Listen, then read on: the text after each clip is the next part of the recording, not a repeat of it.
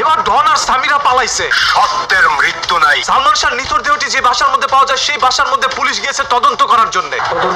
সামিরার 101টি ভাতার ছিল, যার কারণে সালমান শাহকে আর ভালো লাগে নাই, সালমান শাহকে দুনিয়া থেকে সরিয়ে দিল। ডন সালমান শাহর অগোচরে ইস্কাটন বাসা আসা যাওয়া করত। সালমান শাহ ছিল বাংলাদেশের সিনেমার কিংবদন্তি। স্বামীরা অন্য পুরুষে আসক্ত হয়েছিল এবং শুধু অন্য নয়, একাধিক পুরুষে আসক্ত ছিলিস বলেই তুই আজকে মহানায়ককে খুন করছিস। সালমান শাহর বউ নিজেই পরকিয়া করতো, অন্যদিকে সালমান শাহকে আবার সন্দেহ করতো।